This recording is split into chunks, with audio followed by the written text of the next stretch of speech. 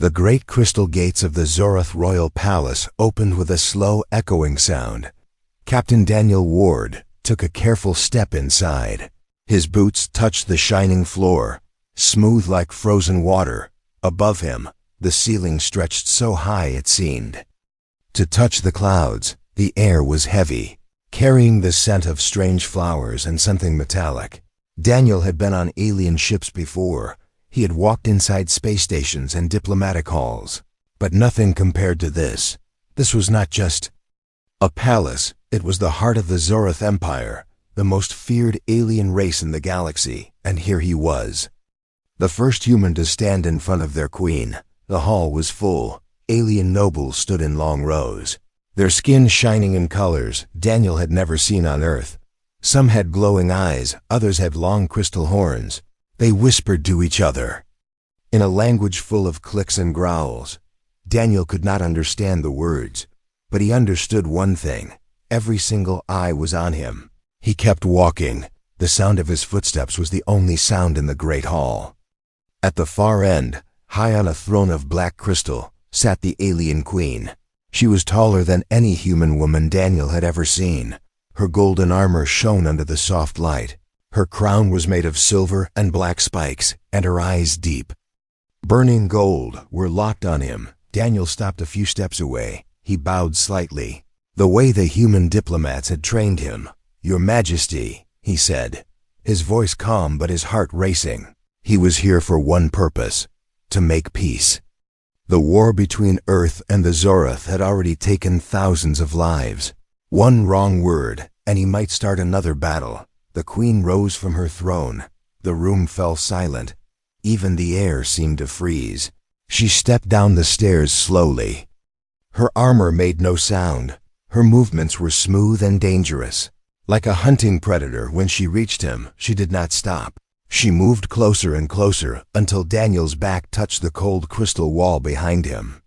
Her hand shot out. Long, sharp claws rested against his chest plate. They did not pierce the armor, but Daniel could feel the pressure. She was strong, far stronger than any human. The queen's golden eyes studied his face. She did not blink. Then, in perfect English, she spoke. "You want peace, human?" Daniel swallowed. "Yes," he said carefully. "That is why I am here."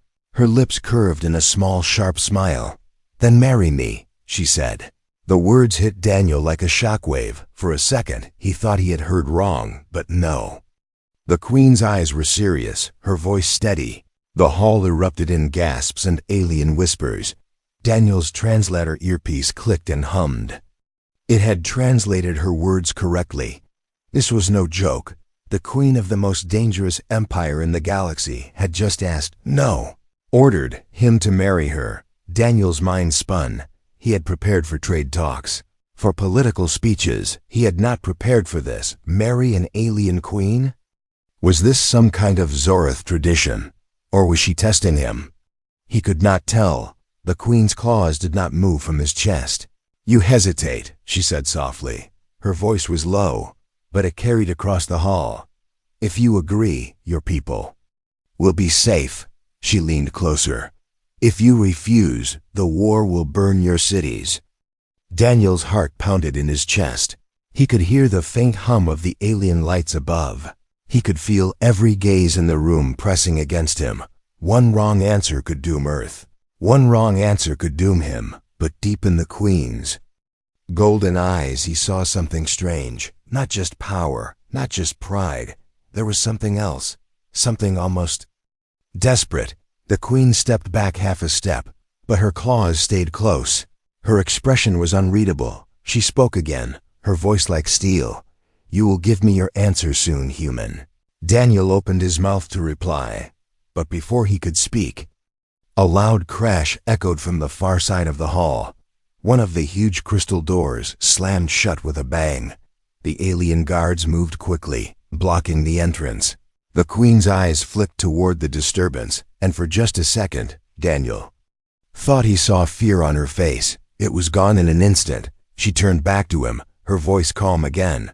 "The court is finished for today," she said. "But remember, Captain Ward, peace has a price." The guards moved in. gently but firmly guiding Daniel away. As he was led down the long hall, he could still feel the warmth of the Queen's claws on his armor. Her words echoed in his mind. "Then marry me." Daniel had no idea what game the alien Queen was playing. But one thing was certain. This was not going to be an ordinary negotiation. The guards led Captain Daniel Ward through a maze of crystal corridors. The walls glowed faintly, casting strange shadows that seemed to move when he wasn't looking. Every step echoed, reminding him how far he was from home. He was taken to a large chamber with a single window. Through it, he saw the alien city spread out below, towers of black stone and silver light. Ships moved silently in the skies, like sharks gliding through deep water. The guards left without a word. The door locked with a soft click. Daniel walked to the window. He tried to think. He had come here to talk about peace. Instead, the Queen had offered him a marriage. No, not offered, demanded. And every alien in that hall had looked at him as if this was already decided. He touched the cum unit on his wrist. It hissed with static. The signal to his ship was being blocked. He was truly alone here, then. The door opened. A tall alien in deep red robes stepped inside. His skin was pale green, with silver lines running along his arms. He bowed slightly. "I am Varen," he said in slow, careful English. "First Minister of the Queen's Council." Daniel studied him. Varen's face was calm, but his eyes held something sharp, like he was measuring Daniel, weighing him in his mind. "You must understand," Varen began. "This union is strategic." Daniel raised an eyebrow. "Strategic?" he repeated. Varen gave a thin smile. "The Queen has many enemies, Captain Ward. Marrying you would give her an ally no other ruler has, a connection to humanity." Daniel crossed his arms. "And if I refuse?" Varen's smile didn't fade. "Then peace will be difficult," he said softly. "War is expensive. Marriage is cheap." Daniel felt his jaw tighten. This wasn't a proposal. It was blackmail dressed as politics. Before he could reply, Varen stepped closer, lowering his voice. "But you should also know this," he said. "The Queen is not the one who arranged this." Daniel frowned. "What do you mean?" Varen's eyes darted to the door, making sure they were alone. "There are those in the court who want you close to her," he said. "They believe you will protect her or destroy her. Either way they win." Daniel's stomach turned. So it wasn't just about peace between Earth and the Zoroth. It was about palace games, power struggles inside the Queen's own court, and he had just been thrown into the middle. Varen stepped back. "I will leave you to rest," he said. "But remember, Captain Ward, every choice you make here will be remembered. And not all of the Queen's enemies wear armor." The door closed behind him. Daniel stood still for a long moment. Then he walked back to the window, staring at the alien city. Down in the streets, he saw processions of soldiers marching in perfect lines. Above, warships patrolled the skies. The whole empire was a fortress, and somehow he was being asked to marry its ruler. Suddenly, he noticed something in the reflection of the glass. A figure, standing in the shadows of the room. Daniel turned sharply. The figure stepped forward. A different alien, smaller, wearing dark robes. He spoke quickly in a hushed voice. "You don't know me, Captain, but you must listen. If you marry her, you will save your people, but you will sign your own death sentence." Before Daniel could speak, the alien pressed a small crystal disc into his hand. "Keep this hidden," the stranger said. "It holds the truth about the Queen's enemies." Then, without another word, he slipped out through a side door. Daniel looked at the crystal disc, its surface glowing faintly. The truth about the Queen's enemies? He had no idea who to trust. Outside, the alien city kept shining. But inside this palace, Daniel could feel the walls closing in. He wasn't just here for peace talks anymore. He was a pawn in a game he didn't understand. And the first move had already been made. Captain Daniel Ward sat on the edge of the strange alien bed. The crystal disc the shadowy figure had given him rested in his palm. It was warm, almost alive. Tiny lights pulsed across its surface, like it was breathing. He didn't know if it was a gift or a trap, but his gut told him one thing. Whatever was on this disc, someone had risked their life to get it to him. Daniel looked toward the locked door. The room was quiet, but not silent. Somewhere in the walls, he could hear a faint hum. Surveillance. He was sure the Queen's court was watching him, maybe even listening to his every word. He slipped the disc into the inner pocket of his jacket. If it was dangerous, he would deal with it later. For now, he needed answers. The next morning, 2 guards arrived. They didn't speak, just gestured for him to follow. They led him through another set of glowing corridors. Finally, they stopped before a pair of tall silver doors. They slid open with a hiss. Daniel stepped inside and froze. It wasn't a throne room. It was a garden, if you could call it that. Black trees with twisting branches grew under a strange pale light. Pools of green liquid bubbled quietly, and in the middle, standing beside a carved stone fountain, was the Queen. She was not wearing her armor today. Instead, a long flowing robe of deep violet hung from her shoulders. It made her look less like a warrior and more like a ruler who carried many burdens. "Captain Ward," she said without looking at him. Her voice was calm. "Walk with me," Daniel obeyed. They moved along a stone path lined with glowing flowers. After a moment, she spoke again. "Do you know why I asked you to marry me?" Daniel stayed silent for a beat. "I have some guesses," he said carefully. The Queen gave a small, sharp smile. "I'm sure you do, but most of them will be wrong." She stopped beside the fountain. The water inside wasn't water. It was a liquid silver that reflected their faces perfectly. She stared into it, her golden eyes flickering. "My enemies grow bold," she said. "They whisper in my court. They poison my soldiers. They would see me dead before the next moonrise." Daniel studied her face. He remembered the scars on her neck. "Then why me?" he asked. "There must be 100 ways to protect yourself that don't involve this." The Queen turned to face him fully. "Because you are an outsider," she said. "You have no loyalties here. You cannot be bribed by my enemies. You cannot be swayed by their lies." "Not yet." Her gaze locked on him. "And because humanity is dangerous." Daniel frowned. "Dangerous?" "Yes," she said softly. "You fight harder than you should. You survive battles you should lose. You bend the rules of war. That is why they fear you, Captain Ward, and that is why I need you." Before Daniel could answer, a shadow moved in the corner of his eye. From the dark trees, a figure stepped forward. It was Varen, the first minister. He bowed, but his eyes never left Daniel. "Your Majesty, forgive the intrusion," Varen said. "There is news from the outer colonies." The Queen's expression darkened. "We will speak later," she said to Daniel. Then she turned and left with Varen, her robe trailing behind her.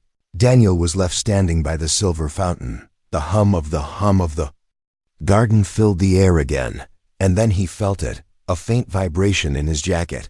The crystal disc, it had come alive. He pulled it out.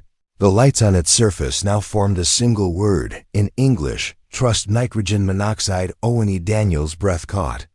He looked toward the path the Queen had taken, and for the first time since he arrived, he wondered if the biggest threat in the Zoroth Empire might be the Queen herself.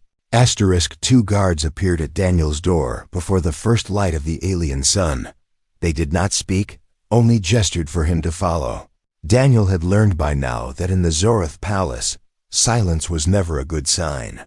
They led him down into the depths of the palace. The air grew colder. The walls shifted from polished crystal to rough black stone. Far below, the sound of drums began to echo. Slow and heavy, it felt like the heartbeat of some giant beast. Finally, they reached a gate made of thick metal bars. It opened with a loud hiss. Beyond it lay a massive arena. The floor was covered in sand the color of dried blood. Around it, hundreds of alien spectators filled the stone stands. Their voices rose in a strange chanting rhythm. In the center stood the Queen. She wore her golden armor again. Her crown gleamed under the harsh white lights. When she saw Daniel, her expression was unreadable. "Captain Ward," she called, her voice carrying across the arena. "You stand here today not as a guest, but as a challenger." Daniel stepped forward. "What exactly am I challenging?" he asked. The Queen's golden eyes narrowed. "Your worth," she said, "to stand beside me. You must show this court that you are more than a diplomat. You must survive the trial of blades." The chanting grew louder. Daniel's stomach tightened. From 3 gates on the far side of the arena, the challengers stepped out. The first was a towering brute with 4 arms and skin like cracked stone. The second was a sleek, insect-like warrior with blades for hands. The third was silent, hooded, its face hidden, but Daniel could feel its gaze like a knife on his skin. The Queen raised her hand. "Defeat them, and you live. Fall, and your bones will feed the sand." A guard tossed him a weapon, a long metal staff. No shield, no armor beyond what he was wearing. Daniel turned it in his hands, feeling its weight. It was solid but not made for human grip. The drums began again. Faster now. The brute charged first, each footstep shaking the ground. Daniel dodged to the side, swinging the staff into the brute's knee. It barely slowed him down. The brute's fist slammed into the sand where Daniel had been standing. Daniel moved again, using speed over strength.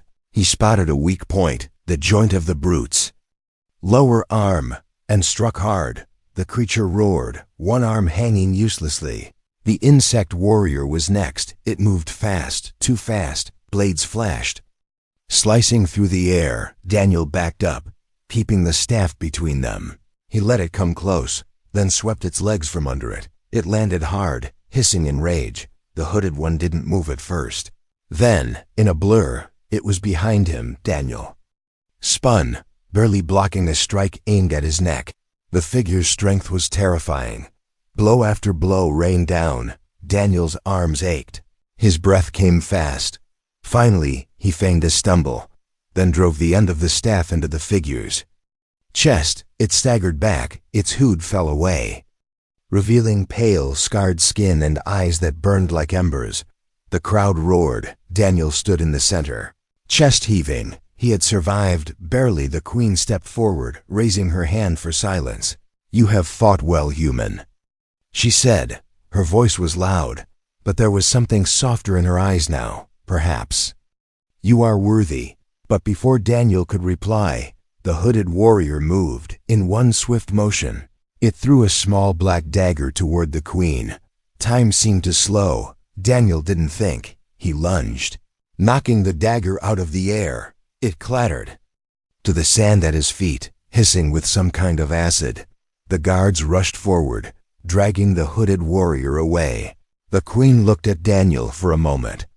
The crowd and the noise disappeared. Only her golden eyes remained, fixed on his. "You saved my life," she said quietly. Then she turned to the court, her voice a roar. "The human will stand at my side." The crowd erupted again. But Daniel knew one thing for certain. The trial of blades was not just a test of strength. It had been an assassination attempt. And now, whoever wanted the Queen dead would want him dead too.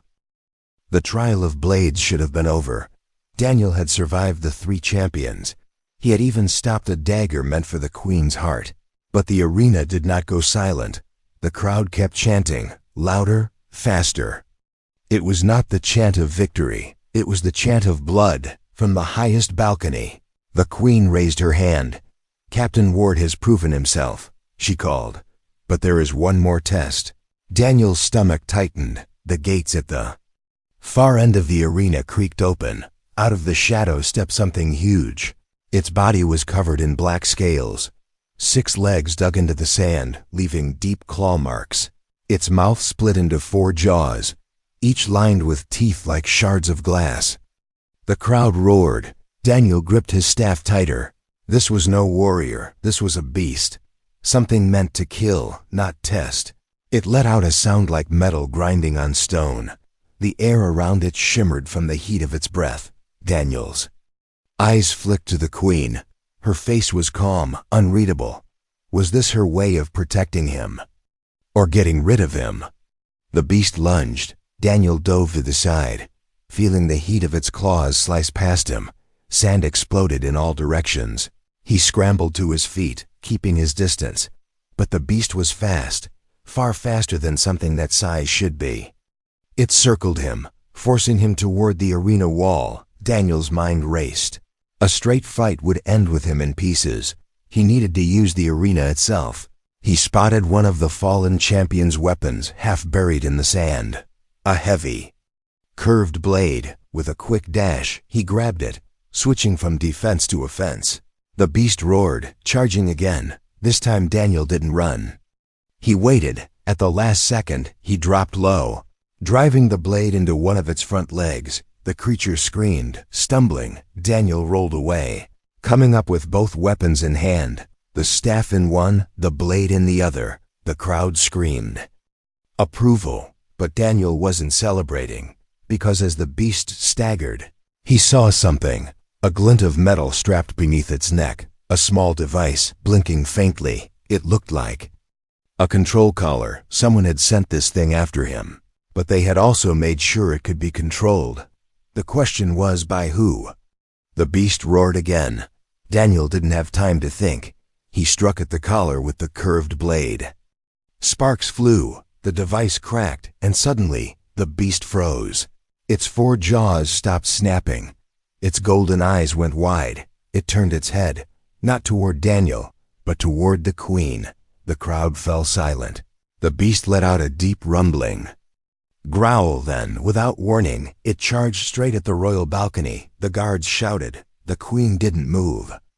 Daniel had seconds to decide: run and save himself, or stop the beast again. His legs were already moving before his brain caught up. He grabbed the broken control collar, yanking it free. The beast shuddered, stumbled, and collapsed in the sand with a heavy thud. The arena was silent for a long moment. Then the queen rose from her throne. Her golden eyes locked on Daniel. "You saved me."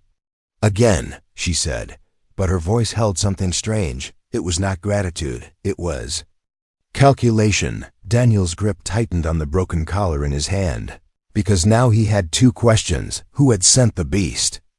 And why did he have the feeling the queen already knew the answer? Asterisk night fell over the Zoroth capital. The alien city outside the palace glowed with silver lights. Ships moved through the air like silent predators. From his chamber window, Daniel could see the arena in the distance. The sand was being cleaned. The blood, the champions, and the beasts, already gone. It was as if the battle had never happened. The door to his room slid open. Two guards entered. "The queen summons you," one of them said. No explanation, no delay. They led him through a corridor Daniel had not seen before. It was darker than the rest of the palace. The walls were lined with strange carvings, battles, coronations, executions, stories of the Zoroth carved in black stone. At the end was a tall silver door. It opened without a sound inside. The room was nothing like the throne hall or the arena. It was small, quiet, lit by a single blue flame, and in the center stood the queen. She was without her crown, without armor. Instead, she wore a simple black robe. Her hair, silver in the light, fell across her shoulders. "Captain Ward," she said softly. Her voice no longer carried the weight of a ruler. It was the voice of someone speaking to an equal. "Come." Daniel stepped closer. On the table beside her were strange objects: a dagger with dried black blood, a shard of broken crystal, and the control collar from the arena beast. She touched the collar with one claw. "This," she said, "was made by my own people." Daniel's eyes narrowed. "You're saying the attack was from inside your court?" The queen's golden eyes met his. "I am saying," she said slowly, "that there is no one I can trust." She walked to the wall and pressed her hand against one of the carvings. Part of the wall slid open, revealing a hidden chamber. Inside was a bed, and beside it, a suit of alien armor unlike any Daniel had seen. On the armor's chest plate was the same royal crest she wore, but it was slashed as if by claws. I have been attacked 9 times in the last 2 years, she said, by assassins, by poison, by my own guards, and now. In front of the entire court, Daniel stepped inside the hidden chamber. There, on a shelf, he saw something that made his chest tighten. A holographic projection of Earth, his home, spinning slowly in the air, next to it. A smaller image of himself. The Queen's gaze followed his. I have known about you for years, Captain Ward, she said. You fought in battles you should have lost. You survived missions meant to kill you when Earth joined the Galactic Council. I knew you would be the only one I could use. Daniel felt his fists clench. Use? He repeated. The Queen didn't look away. Yes, she said simply. Because trust is a weakness here, and I cannot afford weakness if I marry. You, my enemies, will hesitate. They will think twice before striking. But they will still strike. Daniel stared at her. So you're saying this isn't about peace? The Queen's lips curved in the faintest smile. It is about survival, mine and perhaps yours. She stepped closer, her golden eyes locking on his. You have a choice, Captain Ward, she said quietly. Stand with me and inherit my war. Or walk away and watch your planet burn. Before Daniel could speak, a deep rumble shook the floor. The blue flame flickered. Somewhere far above them, alarms began to sound. The Queen's gaze hardened. They are here again, she said. Decide quickly, human. This time they may not fail. The alarms screamed through the palace. A deep red light flashed along the walls. Shadows moved like living things in the corners of the Queen's hidden chamber. Daniel's hand went to the broken control collar still hanging at his belt. The Queen's claws tightened around the dagger on the table from above. The sound of running footsteps and metal weapons clashing echoed down into the stone halls. They are inside the palace, she said. Her voice was calm, but her eyes were sharp and focused. Daniel had seen soldiers before. This was not fear. This was calculation. She was already thinking 10 moves ahead. The door burst open. 3 of the Queen's own guards stumbled in. But their armor was wrong. The royal crest was scratched away, and their eyes burned with the same strange light as the hooded assassin in the arena. Without warning, they opened fire. Bolts of blue energy ripped through the chamber. Daniel dove behind the table. The Queen moved like lightning, her dagger slicing the first guard's throat. Before he could aim again, Daniel grabbed one of the fallen guard's rifles. The weapon was heavier than a human gun, but its aim was smooth. He fired, hitting the second attacker square in the chest. The third fled back through the door. The Queen didn't chase. She looked at Daniel. You fight as they said you would, she said. Then her voice hardened. But this is only the beginning. Another explosion shook the floor. Dust fell from the ceiling, Daniel's wrist. "Mum," crackled. It was his ship's OI voice. Distorted but clear. "Captain Ward, Zorath warships are turning toward Earth." Daniel's stomach dropped. The Queen heard it too. Her golden eyes locked on his. "This is your choice," she said, stepping closer. "Stay with me, and I will call them back. Marry me, and your world will be safe. For now, refuse. And by the time you reach your ship, your cities will already burn." Her words were not soft. They were a blade pressed to his throat. But in the roar of alarms and the smoke of the attack, Daniel also saw something else in her gaze. A flicker of trust, maybe even need the chamber. Doors shook. More footsteps thundered closer. They didn't have minutes. They had seconds. Daniel looked at the Queen, then at the rifle in his hands, then at the broken collar on the table. Every path ahead of him was a trap, but only one path meant Earth would live. He took a deep breath. "Your Majesty." The doors burst open, shadowed figures flooding in. Daniel raised his rifle and stepped to the Queen's side. "Let's survive this first," he said. "Then I'll give you my answer." The Queen's lips curved in the faintest smile. "Good," she said, "because I already know what it will be." The attackers roared and charged. Daniel and the Queen stood back to back, and as the first blast lit up the chamber, Daniel realized that whatever choice he made after this fight, it would bind him to her forever.